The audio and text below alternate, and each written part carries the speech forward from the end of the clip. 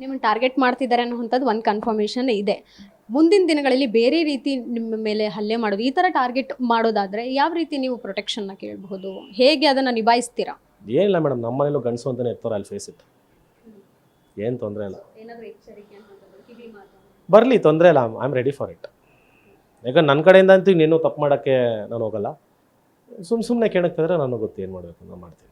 Social media ಅನ್ನುವಂಥದ್ದು vast ಆಗಿ ಬೆಳೆದುಬಿಟ್ಟಿದೆ.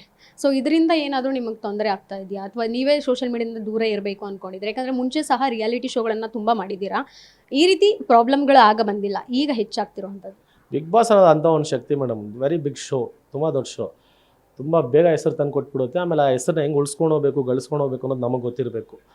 But ಇದೇನೋ ನಮ್ಗೆ ಇದರಿಂದ ಏನೋ ನಮಗೆ ಹೆಸರೇನು ಕೆಟ್ಟಿಲ್ಲ, ನಾವು ಏನೋ ಮಾಡಬಾರ್ದಾಗಿತ್ತು, ಅರಿವಿಲ್ಲದೆ ಮಾಡಿದ್ದೀವಿ, ಇಂಟೆನ್ಷನಲ್ಲಿ ಮಾಡಿಲ್ಲ. ಸೊ ಹಂಗಿದ್ದಾಗ ಜನ ನಮ್ಮನ್ನ ಶ್ರಮಿಸಿದ್ದಾರೆ, ಎಂತೆಂಥೋ ದೊಡ್ಡ ವಿಷಯನ ಶ್ರಮಿಸ್ತಾರೆ, ಇದು ಯಾವ್ದು ಚಿಕ್ಕ ವಿಷಯ. ಸೊ ಶ್ರಮಿಸ್ತಾರೆ ಅನ್ನೋ ಧೈರ್ಯ, ನಂಬಿಕೆ ನಮಗಿದೆ. ಇನ್ನು ಮುಂದೆ ಈ ಥರ ತಪ್ಪಾಗದಿರೋ ಥರ ಪ್ರಿಕಾಷನ್ಸ್ ನಾವು ತೊಗೊತೀವಿ. ಎಲ್ಲೋ ಒಂದು ಕಡೆ ನೆಗೆಟಿವ್ ಸ್ಟೋರಿ ಕೂಡ ನಿಮಗೆ ಪ್ರಮೋಷನ್ ಹೆಚ್ಚಾಯಿತು ಅಂದರೆ ಇದರಲ್ಲಿ ತಗಲಾಕೊಂಡ್ರು ರೀಲ್ಸ್ ವಿಚಾರವಾಗಿನೋ ನೀವು ಹೊರಬರ್ತಾ ಪ್ರಮೋಷನ್ ಜಾಸ್ತಿ ಸಿಕ್ತು, ಇನ್ನಷ್ಟು ಪ್ರಾಜೆಕ್ಟ್ಗಳು ಜಾಸ್ತಿ ಬಂತು ಅಂತ ಹೇಳಿದ್ರಲ್ಲ? ಇಲ್ಲ, ಏನಕ್ಕೆ ಅಂದರೆ ಮೇಡಮ್, ಪಾಪ ಕೆಲವೊಂದು ಎಲ್ಲ ಚಾನೆಲ್ಗಳಲ್ಲ, ಕೆಲವೊಂದು ಚಾನೆಲ್ಗಳಿಗೆ ನನ್ನ ಮೇಲೆ ಲವ್ ಜಾಸ್ತಿ ಆಗೋಯ್ತು. ತುಂಬ ಅತಿಯಾದ ಲವ್ ಆಗ್ಬಿಟ್ಟು ಏನಾಗೋಯ್ತು, ಬಾಯಿಗೆ ಬಂದಂಗೆ ಮಾತಾಡೋಕ್ಕೆ ಸ್ಟಾರ್ಟ್ ಮಾಡಿಬಿಟ್ರಾ. ಅದಕ್ಕೇನೆ ಪಾಪ ಜನಕ್ಕೆ ಗೊತ್ತಾಗೋಯ್ತು. ಇನ್ನು ಮುಂದೆ ಆದರೂ ನಿಮ್ಮ ಫಾಲೋವರ್ಸ್ ಇರ್ತಾರೆ, ನಿಮಗೆ ನಿಮ್ಮಂತಲೇ ಇಷ್ಟಪಡುವಂತಹ ಜನಗಳು ಇರ್ತಾರೆ. ಸೊ ಆ ಫ್ಯಾನ್ ಫಾಲೋವರ್ಸ್ಗೆ ಏನು ಹೇಳ್ತೀರಾ ನಿಮ್ಮ ಕಡೆಯಿಂದ? ಅದೇ, ಈ ಥರ ಮಾಡಿ ತಪ್ಪು ಮಾಡೋಕ್ಕೆ ಹೋಗ್ಬೇಡ್ರಿ. ನಮಗೆ ತಪ್ಪು ಅಂತ ಗೊತ್ತಿಲ್ಲದೆ ನಾವು ಮಾಡಿರೋ ತಪ್ಪಿದು. ನಮ್ಮನ್ನ ಪ್ರೀತಿಸೋರು ದಯವಿಟ್ಟು ಈ ಥರ ಒಂದು ಪರಿಸ್ಥಿತಿಲಿ ನೋಡೋಕೆ ನಾವಂತೂ ಇಷ್ಟಪಡಲ್ಲ.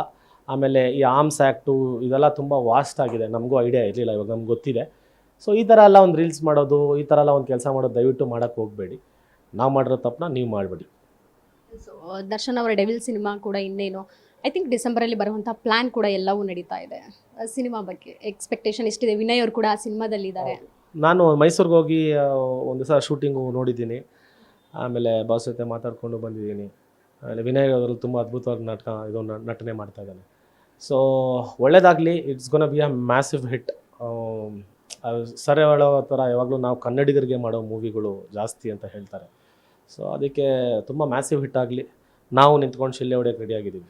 ಸೊ ವಿನಯ್ ಅವ್ರ ಪಾತ್ರ ನೋಡೋಕ್ಕೆ ತುಂಬ ಎಕ್ಸೈಟ್ ಆಗಿದ್ದೀರಾ? ಏನಾದ್ರು ಹೇಳಿದಾರಾ ನಿಮಗೆ ಈ ರೀತಿ ಪಾತ್ರ ಮಾಡ್ತಿದ್ದೀನಿ, ಇಷ್ಟು ಬರುತ್ತೆ? He is one of the villain ಮೂವಿಲಿ. ಆಮೇಲೆ ಚೆನ್ನಾಗೆ ಬರ್ತಾ ಇದೆ ಔಟ್ಪುಟ್ಟು, ನಾನು ನೋಡಿದ್ದೆ. He is playing a major role in the movie. So ಇನ್ನು ಆ ಪಾತ್ರ ನೋಡೋಕೆ ತುಂಬ ಕುತೂಹಲ ಇದೆ. ಸೊ ಒಳ್ಳೇದಾಗಲಿ ಅವನಿಗೆ. ಅಲ್ಲ, ನೀವೇನಾದರೂ ಟ್ರೈ ಮಾಡಿದ್ರಾ ದರ್ಶನ್ ಅವ್ರ ಜೊತೆ ಆ್ಯಕ್ಟ್ ಮಾಡೋಕ್ಕೋಸ್ಕರ? ಏನಾದರೂ ಒಂದು ಪ್ರಯತ್ನ ಆದರೂ ಪಟ್ಟಿದ್ರಾ ಯಾವುದಾದ್ರೂ ಪ್ರಾಜೆಕ್ಟ್? ಇಲ್ಲ ಮೇಡಮ್, ನಾನು ಕೇಳಿಲ್ಲ ಇವತ್ತವರೆಗೂ, ಬಟ್ ಬಂದರೆ ಆಫರ್ ಡೆಫಿನೆಟ್ ಆಗಿ ಮಾಡ್ತೀನಿ.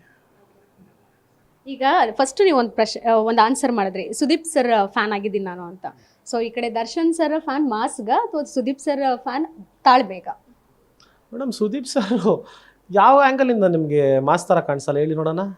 ಅವ್ರು ನಿಂತ್ಕೊಂಡ್ರೆ ಒಂದು ಮಾಸ್ ಆಗಿ ಕಾಣಿಸ್ತಾರೆ. ಇಲ್ಲ, ತಾಳ್ಮೆ ಅಂತಲ್ಲ ಸರ್. ಏನು ಗೊತ್ತಾ, ಫಸ್ಟು ಎಲ್ಲರೂ ಮಾತಾಡೋದು ಕೇಳಿಸ್ಕೊತಾರೆ. ಎಲ್ಲರೂ ಮಾತಾಡೋದ್ಮೇಲೆ ಸರ್ ಎಂತಕ್ಕೆ ಮಾತಾಡೋದು ಅಂದರೆ ಲೆಟ್ಸ್ ಪೀಪಲ್ ಟಾಕ್. ಯಾಕಂದರೆ ಆವಾಗಲೇ ಸರ್ ಗೊತ್ತಾಗೋದು ನನಗನ್ಸಿರೋ ಪ್ರಕಾರ. ಇವಾಗ ಒಂದೊಂದ್ಸತಿ ನಾವು ಮಾತಾಡ್ಬಿಡ್ತೀವಿ ವೇಗದಲ್ಲಿ, ಸರ್ ಸುಮ್ಮನೆ ನೋಡ್ತಾ ಇರ್ತಾರೆ, ಒಂದು ಮಾತು ಕೊಡ್ತಾರೆ, ಅದು ವಾಪಸ್ ನಮ್ಗೆ ಮಾತೇ ಇರಲ್ಲ. ಏನಂತ ಮಾತಾಡ್ತೀರಾ? ಕಪ್ಪಾಳಕ್ಕೆ ಒಂದು ಹೊಡೆದಂಗೆ ಇರುತ್ತದು. ಆ ಥರ sir is a very very balanced man. ಅಂದರೆ ಅವರು, ಅದಕ್ಕೆ ನನಗೆ ತುಂಬ ಇಷ್ಟ ಇದ್ರು ಅವರು ನಿಂತ್ಕೊಳೋದಾಗಲಿ ಮಾತಾಡೋದಾಗಲಿ ತುಂಬ ಇಷ್ಟ. ದರ್ಶನ್ ಸರ್ ಆಬ್ವಿಯಸ್ಲಿ ಮಾಸ್ ಅಲ್ವಾ, ಸೊ ಲೈಕ್ ತುಂಬ ಇಷ್ಟ. ಅಂದರೆ ಬಿಗ್ ಬಾಸ್ ಹೋಗೋಕ್ಕೂ ಮುಂಚೆ ಸುದೀಪ್ ಸರ್ ಇಷ್ಟನಾ, ಅಥವಾ ಹೋಗಿ ಬಂದಾದ್ಮೇಲೆ ಅವ್ರ ವ್ಯಕ್ತಿತ್ವ ನೋಡಿ ನಿಮ್ಗೆ ಇಷ್ಟ ಆಯ್ತು? ನಾನು ಹೇಳ್ತಿದ್ನಲ್ಲ, ನಾನು ಅಂಬರೀಷ್ ಅಣ್ಣಂಗೆ ಹೇಳುವೆ, ಅಣ್ಣ ಒಂದ್ಸತಿ ಸುದೀಪ್ ಸರ್ನ ಮೀಟ್ ಮಾಡಿಸ್ರೋಣ, ಇವಾಗ ಆತ ಅನ್ನೋರು. ನಾನು ಅಣ್ಣ ಒಂದ್ಸತಿ ಮೀಟ್ ಮಾಡಿಸ್ರೋಣ ಅಂತ ನಾನು ಸುದೀಪ್ ಸರ್ಗೂ ಹೇಳಿದೆ. ಸರ್ ಹಲವು ಸತಿ ನಿಮ್ಮನ್ನ ಮೀಟ್ ಮಾಡೋ ಚಾನ್ಸಸ್ ಇದ್ರೂ ಎಲ್ಲೋ ಒಂದು ಸ್ವಲ್ಪ ಮಿಸ್ ಆಗೋದು ಸರ್, ಅದು ಎಂತಕ್ಕೆ ಗೊತ್ತಿಲ್ಲ ಅಂದಾಗ ಸುದೀಪ್ ಸರ್ ನಂಗೆ ಒಂದು ಮಾತು ಹೇಳಿದ್ರು, never meet me through wrong people, meet me through your work ಅಂದಿದ್ರು. ಇವಾಗ ನೀನು ಯಾರ ಹತ್ರನ ಮೀಟ್ ಆಗಿದ್ರೆ ಅಂದರೆ 5-10 ನಿಮಿಷ ಒಂದು ಫೋಟೋ ತೊಗೊಂಡ್ರು ಹೋಗ್ಬಿಟ್ರುವೆ, ಇವಾಗ ನಿನ್ನ ಕೆಲಸ ಮೂಲಕ ನಿನ್ನನ್ನು ಮೀಟ್ ಮಾಡಿರೋದಕ್ಕೆ ಇಲ್ಲಿದೆಯಾ ನೀನು ಅಂತ ಹೇಳಿದ್ರು. So that's a great word ಅಲ್ವಾ.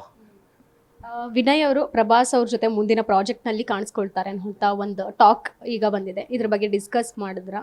ಏನು ಹೇಳಿ? ನಾನೇನು ಮಾಡಿಲ್ಲ. ಅದು ಖುಷಿ ಆಬ್ವಿಯಸ್ಲಿ. ಇವಾಗ ನಮ್ಮ ಜೊತೆಗಿರೋನು ಬೆಳೀತಾ ಇದ್ದಾನೆ ಅಂದರೆ ನಮಗಿಂತ ಖುಷಿ ಪಡೋರು ಜನ ಇರ್ತಾರೆ. 100%. ಅದು ಅವ್ರವ್ರ ಇಷ್ಟ. ಇವಾಗ ನೋಡಿ, ನಾನು ಕನ್ನಡ ಸಿನಿಮಾನೇ ಮಾಡುವಂತ ನಾನು ಹೇಳಕ್ಕೆ ಯಾರು? ಸೊ ಅವ್ರಿಗೆ ಆಫರ್ಸ್ ಯಾವ್ದಾದ್ರು ಬರುತ್ತೋ ಅವ್ರಿಗೆ ಇಷ್ಟ ಅದು. ನಿಮ್ಮ ಪ್ರಾಜೆಕ್ಟ್ಸ್ ಲೈನಪ್ ಆಗಿರುವಂಥದ್ದು ಯಾವುದು, ಜೊತೆಗೆ 2 ಸಿನಿಮಾ ಇದೆ ಅಂತ ಹೇಳಿದ್ರೆ ಅದ್ರ ಬಗ್ಗೆ ರಿವೀಲ್ ಮಾಡೋದಾದ್ರೆ? ಅದು 2 ಮೂವಿ ಒಳ್ಳೆ ಬ್ಯಾನರ್ಸೇ. ಅದು ಇನ್ನೊಂದು 15-20 ಡೇಸಲ್ಲಿ ಅದನ್ನು ಆಚೆ ತರ್ತೀವಿ. ಒಂದರಲ್ಲಿ ವಿಲನ್, ಒಂದರಲ್ಲಿ ಹೀರೋ ಆಗಿ ಮಾಡ್ತಾ ಇದ್ದೀನಿ. ವೆರಿ ಆಲ್ ದ ಬೆಸ್ಟ್ ನಿಮ್ಮ ಪ್ರಾಜೆಕ್ಟ್ಗೆ. ಜೊತೆಗೆ ಮುಂದಿನ ದಿನಗಳಲ್ಲಿ ಹೆಚ್ಚಿನ ಮಾಹಿತಿ ಕೂಡ ಕೊಡಿ ಪ್ರಾಜೆಕ್ಟ್ ಬಗ್ಗೆ. Thank you so much. ತುಂಬ ಒಳ್ಳೆಯವರಾಗಿದ್ದೀರಾ. ಇದಿಷ್ಟು ಬಿಗ್ ಬಾಸ್ ಖ್ಯಾತಿಯ ರಜತ್ ಅವರ ಮಾತಾಗಿತ್ತು. ಕ್ಯಾಮ್ರಾ ಪರ್ಸನ್ ರಾಕೇಶ್ ಜೊತೆಗೆ ಕೀರ್ತಿ ಪಾಚಲ್, ಗ್ಯಾಂಚ್ ನ್ಯೂಸ್, ಬೆಂಗಳೂರು.